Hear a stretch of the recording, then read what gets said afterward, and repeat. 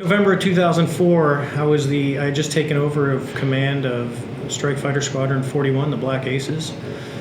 We were in the midst of workups, which was a kind of a ref tray Comp 2X. It was a 2-month at-sea period from the beginning of November until just before Christmas. And in this case, we were a little bit southwest of San Diego, usually about 60, 70 miles off the coast. I don't know exactly where it was at that day. And we were getting ready to do an air defense exercise. In this event, we rendezvous at the cap, so we're going to come off the aircraft carrier, we're going to climb up to 20,000 feet, we're going to go to our point about 40 miles south, and we're going to wait for the other airplane. So as the other airplane is joining up on me, the USS Princeton, their controller calls us up and says, Fast Eagle, which was the call sign, Fast Eagle 101, 102, I can't remember exactly what our numbers were. They said, hey, we're going to cancel the air defense exercise, and we have real-world tasking. And I said, okay. And they gave us a vector 270, which means go west, and they start calling out the intercept. We had our radars made at about 20 miles, and we're looking out. So we've got a pretty good swath of the air that we're scanning. As we start tracking out to the west, they're calling, hey, 30 miles, and they're giving us it's called a broad bearing range and altitude. So they're saying, hey, contact is 270, 30, 20,000. So they start going to go, hey, 20 miles, still nothing. We're not seeing anything on the radar. 10 miles, we're not seeing anything on the radar. Well, they get to a point where they call merge plot, which means the contact that we're trying to see and us are inside the resolution cell of the radar, which means they can't discern the two of us. They just see one blob. So as we're flying and we're still heading west, we start looking around because we're merged plots. Now you're into a visual arena. You're not as much worried about your radar. Plus the Wizzos are going to do the radar stuff, but they're still looking out. And I look out the right side, and I see something in the water, and it looks like about the size of a 737 in the water pointing east. So you don't see an airplane, but if you've ever been out to sea with like an underwater seamount, as the waves come and there's something right under the surface, they'll break. Same thing that happens on shore. You'll break and you'll get whitewater. So this thing looks kind of like that shape. Looks, really like if you put a 737 about 10, 15 feet under the water, the waves are going to crash over the top and you're going to get this whitewater.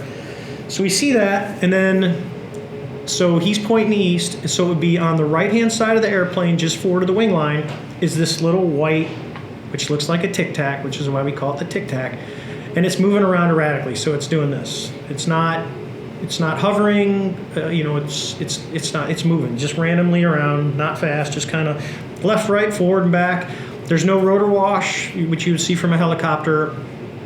It's just this odd object. And so by this time we passed by it, and now I'm starting a right-hand turn, so we're going from, on a clock code, from 6 o'clock towards the 9 o'clock position. And I'm like, well, that's interesting. I said, well, I'm gonna go check it out. So at about the 9 o'clock, between probably 9 and 10, I started an easy descent and I'm watching this thing, and it's just kind of randomly moving around this vehicle, and it's basically forward of the right wing by the cockpit, and then it goes back, and it's kind of moving around like it was checking it out. I mean, that's kind of odd. So as we pass through about the 12 o'clock position and we're descending, it kind of recognizes that we're there and it starts to mirror us. So now think of it at the 6 o'clock position, we're at the 12 o'clock position, we're coming down and it starts coming up. So it's going towards 9 o'clock, we're going towards 3 o'clock. And we do this all the way around until I get all the way back towards about the 9 o'clock position. So I'm still coming down nice and easy, and I'm watching this thing because it's just kind of watching us and following, and I'm like, that's kind of weird. So as now we're probably about, let me think, 2,500. It's probably about maybe 3,000 feet below us and about a mile across the circle. It's about the size of an F-18, so 40-some feet long. It has no wings. I don't see any exhaust plume, like an older airplane would have smoke. There's none of that. So as I come across, I'm a little above him. He's at the 3 o'clock position, and I go, well, the only way I'm going to get this is to do an aggressive out-of-plane maneuver. So I dump the nose, and I go from the 9 o'clock through the vertical down to go across to the 3 o'clock. So he's over here, and I go like this. So as I get down to I'm probably about 60 degrees nose low, pulling through the bottom, it starts to accelerate, and it has an incredible rate of acceleration, and it takes off, and it goes south. and it takes off like nothing I've ever seen. It literally is 1 minute it's there, and the next minute it's like poof, and it's gone.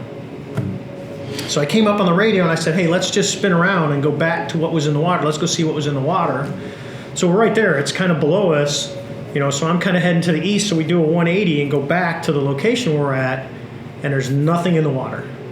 So I call up the Princeton and I said, hey, do you guys have all this? And I was talking back and forth to the controller. We got into more detail of, hey, we've been tracking these things. They've been dropping from 80,000 feet. They come straight down. They hang out at about 20,000 feet. They'll monitor. They'll just sit there. We've had nothing airborne. And then when they're done, they go straight back up and they disappear. So I said, okay. I said, well, we're going to head back to our cap, so which we're about 60 miles away, which doesn't take long in an airplane. So we start going back to the cap, and the Princeton controller calls us up, and he says, hey, I'll never forget it. He goes, sir, you're not going to believe this. I said, what? He says, that thing is at your cap. It's hanging out right where you're supposed to be.